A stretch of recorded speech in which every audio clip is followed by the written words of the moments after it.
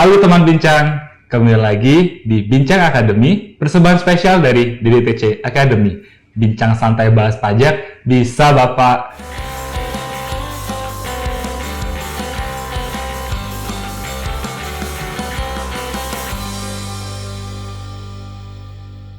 Nah, teman bincang, pada episode kali ini bersama saya Icap, kita akan pelajari bersama mengenai faktur pajak.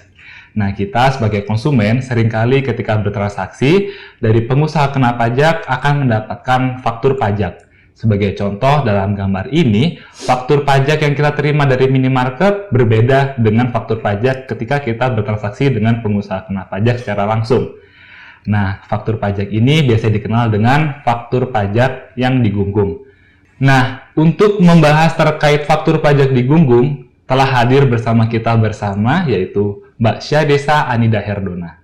Syadesa adalah Tax Law Surveillance dari DDTC Fiscal Research and Advisory. Hai Syade, apa kabar? Halo Ica, baik kabar. Familiar ya teman bincang, mukanya sering muncul nih di konsultasi di DDTC News. Nah, teman bincang juga bisa nih membaca berbagai artikel konsultasi pajak di DDTC News. Nah, Syade, tadi sedikit pembukaan kita membahas terkait faktur pajak digunggung. Bisa diceritakan nggak ke teman bincang apa yang dimaksud dengan faktur pajak digunggung? Iya, makasih loh Ica pembukaannya. Jadi, faktur pajak digunggung ini sebenarnya adalah faktur pajak yang kerap sebagai istilah dari faktur pajak yang dikeluarkan oleh PKP pedagang eceran atau pengusaha kena pajak pedagang eceran. Tuh, jadi istilahnya aja nih, Cat. Tapi sebenarnya dalam undang-undang PPN gitu ya, kita tuh nggak pernah bisa menemukan secara eksplisit kata-kata faktur pajak digunggung seperti itu. Tapi kalau kita meruntut ke historisnya nih, ada nih kata-kata PKP pedagang eceran boleh membuat faktur pajak yang digunggung. Itu ada di Per 29 2015. Jadi seperti itu, Cat. Nah, tapi nih, jadi awal mulanya suatu faktur pajak yang digunggung ini dari peraturan yang mana sih? Karena kalau kita lihat di Undang-Undang PPN yang berlaku saat ini tuh nggak ada nih istilah faktur pajak yang digunggung atau yang lain begitu. Terutama di Undang-Undang PPN ya. Tadi kan peraturannya. Nah, sebelumnya di Undang-Undang PPN apakah pernah diatur begitu? Ya. Jadi emang nggak pernah ada ya tadi aku bilang faktur pajak digunggung. Cuman kalau kita bisa asosiasikan nih faktur pajak digunggung ini sebenarnya adalah faktur pajak sederhana atau faktur pajak yang tidak mencantumkan nama pembelinya. Nah, kalau kita runtut itu pertama kali ada di Undang-Undang PPN tahun nomor 11 tahun 1994. Jadi di pasal 13 ayat 7 ini itu mulai menyebutkan kalau PKP itu boleh membuat faktur pajak sederhana.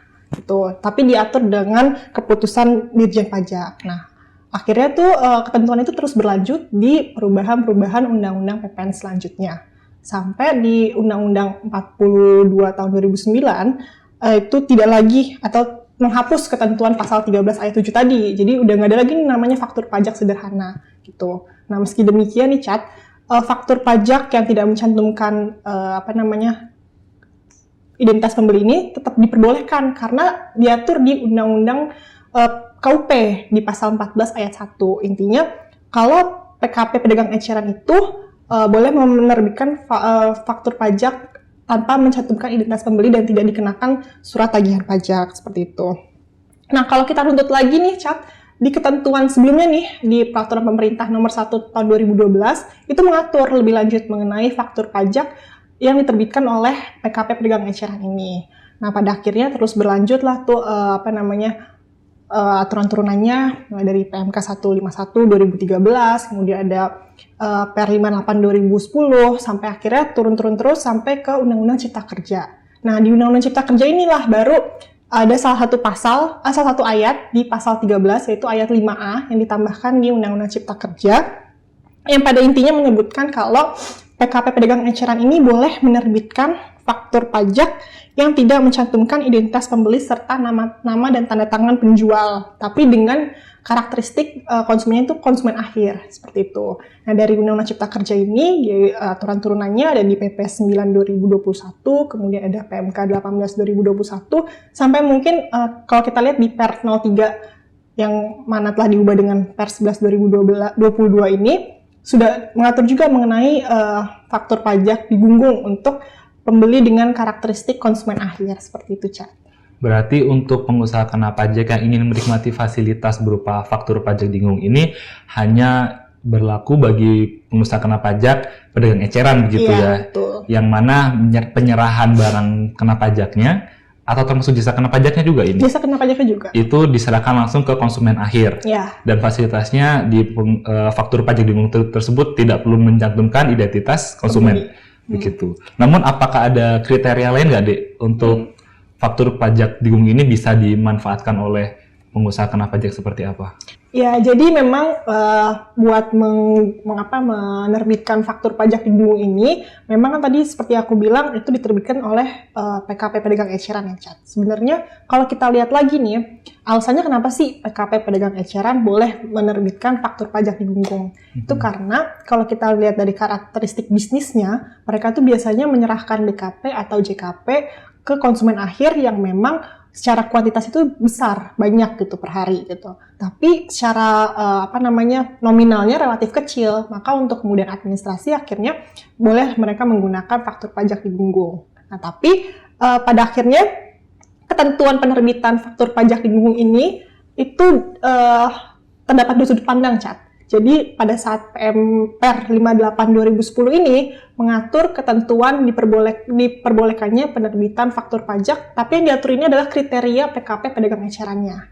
Jadi kalau merujuk ke pasal 1 ayat 1 Per 58/2010 disebutkan kalau pengusaha kena pajak pedagang eceran itu adalah pengusaha kena pajak yang melakukan kegiatan usaha yang dalam penyerahannya itu melalui cara sebagai berikut. 1, dia melalui tempat penjualan eceran seperti toko atau kios, atau mendatangi langsung dari satu konsumen ke konsumen lainnya. 2, dengan cara penjualan eceran langsung ke konsumen akhir tanpa adanya kontrak tertulis. Tuh. Nah, yang ketiga ini biasanya mereka itu menjualnya secara tunai gitu. Nah, itu kan diatur di Per 58/2010. Nah, dengan terbitnya Per 03/2022, sebenarnya juga diatur juga di atasnya ya, ada PMK 18/2021 dan di PP 9/2021. Yang diatur ini sekarang bukan kriteria PKP pedagang ecerannya lagi, tapi karakteristik konsumen akhirnya gitu. Jadi kalau kita merujuk ke pasal 25 ayat 2 Per 03/2022, karakteristik konsumen akhir yang dimaksud ini adalah ada 2. Pertama, mereka mengonsumsi langsung. Jadi pembeli ini mengonsumsi langsung BKP dan JKP. Yang kedua, BKP dan JKP yang diterima ini tidak diusahakan kembali, jadi di dalam kegiatan usahanya. Jadi seperti itu. Jadi mungkin teman bincang juga perlu memperhatikan ya ketentuan ini bahwa ada perubahan nih. Jadi tidak lagi PKP pedagang ecerannya yang diatur kriterianya, tapi sekarang konsumen akhirnya yang diatur, seperti itu. Berarti teman bincang ketika ingin menggunakan faktur pajak digunggung perlu melihat karakteristik konsumennya ya, terkait konsumsi barang atau jasa kena pajak tadi ya, bukan lagi tergantung atas pengusaha kena pajaknya begitu ya. Namun sebelumnya nih Dek, biasanya kalau di faktur pajak ini kita ngomongin klasifikasi lapangan usaha begitu. Nah, apakah terdapat ketentuan KLU khusus gitu bagi pengusaha kena pajak untuk dapat menggunakan faktur pajak yang digunggung ini? Nah, ini juga mungkin salah satu banyak pertanyaan ya, Chat. Kayak, misalkan perusahaan ini tuh sudah besar gitu, KLU-nya dilihatnya industri yang cukup besar. Tapi masa mereka menerbitkan faktur pajak digunggung sih? Emang boleh. Nah, sebenarnya hal ini tuh diatur di Per 03/2022, khususnya ada di pasal 25 ayat 4, kalau memang PKP pedagang eceran itu tidak ditentukan berdasarkan klasifikasi lapangan usahanya. Jadi terlepas dari KLU-nya apapun, yang jelas memang dia penyerahannya itu diberikan kepada pembeli yang memenuhi karakteristik konsumen akhir, maka mereka boleh menerbitkan faktur pajak digunggung gitu. Nah, mungkin sebagai catatan juga ya, Chat, PKP pedagang eceran ini tuh boleh sebagian penyerahannya atau seluruh penyerahannya ke karakteristik konsumen akhir. Jadi tidak serta-merta, mereka harus semua penyerahannya ini ke konsumen akhir dulu, baru menerbitkan faktur pajak digunggung, nggak gitu. Tapi ada sebagian, boleh seluruhnya, seperti itu. Oke, berarti ketika kita berbicara mengenai fasilitas faktur pajak digunggung, tidak berbicara terkait klasifikasi lapangan usahanya PKP-nya, tapi ke karakteristik konsumennya begitu ya. Ya, betul. Dan ketika terdapat berbagai transaksi campuran antara yang karakteristik faktur pajak digunggung dan faktur pajak umum, itu tetap bisa menggunakan faktur pajak digunggung begitu ya. Betul. Nah, untuk mengisi faktur pajak digunggung ini, Dek, data atau informasi apa aja sih yang harus ada dalam faktur pajak digunggung? Nah, hal ini juga diatur Chat di Per 03 2022, khususnya di pasal 26 ayat 2, kalau ada 4 hal yang perlu masuk ke dalam faktur pajak digunggung. Yang pertama itu ada nama, alamat, dan NPWP yang melakukan penyerahan BKP atau JKP, atau dalam hal ini tuh penjualnya ya. Yang kedua itu ada jenis barang atau jasanya, apa yang diserahkan, kemudian berapa harganya, harga jual atau harga penggantian. Harga jual untuk BKP, harga penggantian untuk JKP, serta kalau memang ada potongan harganya berapa, ya dituliskan di situ. Kemudian yang ketiga itu ada PPN atau PPN dan PPNBM yang dipungut.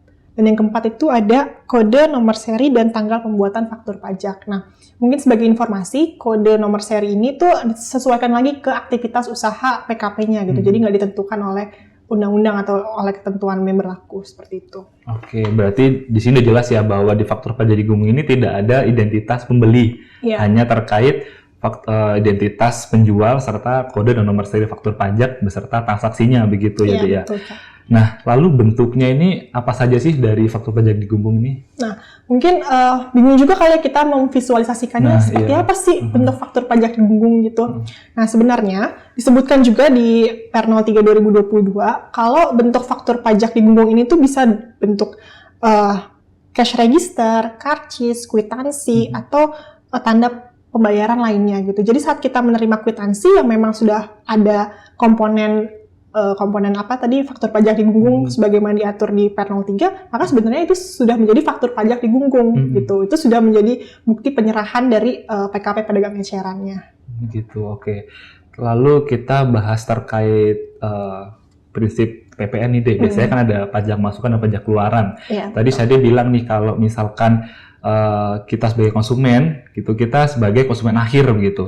Lalu ketika konsumen akhir ini ternyata merupakan pengusaha kena pajak, apakah PPN yang di faktur pajak digunggung itu bisa dikreditkan gitu atau bisa diperlakukan sebagai pajak masukan gitu? Bisa nggak, Dek? Nah, ini juga ditegaskan juga ya Chat di pasal 26 ayat 9 Per 03 2022 kalau PPN yang tercantum di faktur pajak digunggung ini tidak bisa dikreditkan. Jadi saat kita menerima faktur pajak digunggung tadi ya, misalkan dalam bentuk kwitansi atau bentuk cash register gitu.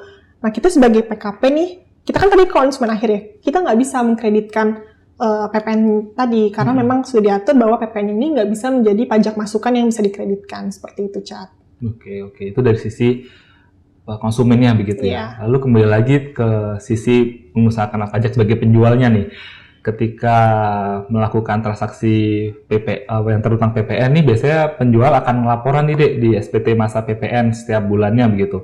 Nah, untuk faktur pajak digunggung ini bagaimana perlakuannya di SPT? Apakah diperlakukan di lampiran yang sama dengan faktur pajak pada umumnya atau pada poin yang mana nih laporan SPT masanya? Iya, kan kalau kita lihat faktur pajak keluaran itu dilaporkannya di formulir A1 atau A2 SPT masa PPN ya. Nah, kalau untuk faktur pajak digunggung ini kita laporinnya di formulir 1111 AB SPT masa PPN. Itu di bagian rekapitulasi penyerahan dan perolehan, ada di bagian penyerahan dalam negeri, itu nomor 2-nya ada penyerahan dalam negeri dengan faktur pajak yang digunggung. Nah, itu kita bisa akumulasikan dalam satu masa itu, ada berapa dasar pengenaan pajaknya, kemudian berapa PPN yang kita pungut, dan atau PPNBM yang kita pungut. Jadi kita bisa langsung masukkan saja di situ, seperti itu, Cak. Langsung di form AB ya, untuk totalnya berapa, PPN yang dipungut berapa, begitu ya. Oke deh. Untuk akhir video nih, ada kesimpulan atau rangkuman bisa disampaikan ke teman bincang? Ya, jadi teman bincang, faktur pajak digunggung ini sebenarnya merupakan istilah ya, istilah untuk faktur pajak yang diterbitkan oleh PKP pedagang eceran. Nah, mungkin sebagaimana yang dijelaskan di video, kalau memang untuk menerbitkan faktur pajak digunggung ini, kita tidak lagi melihat ke karakteristik PKP pedagang ecerannya, tapi kita melihat ke karakteristik pembelinya. Apakah pembelinya ini memenuhi karakteristik konsumen akhir atau tidak? Nah, untuk melihat itu kita bisa merujuk ke Per 03 2022 atau sebagaimana yang telah diubah dengan Per 11 2022 gitu. Jadi mungkin itu sebagai catatannya. Baik, terima kasih banyak ya Dea atas ilmu dan waktunya telah hadir di Bincang Akademi pada episode kali ini. Sama Icat. Nah, teman bincang, Cukup sekian episode kali ini yang membahas terkait faktur pajak di Gunggung. Teman bincang juga bisa nih melihat video-video Bincang Akademi lainnya hanya di YouTube channel IDTC Indonesia. Nah, sampai jumpa pada episode selanjutnya ya. Bincang santai bahas pajak, bisa Bapak, sampai jumpa.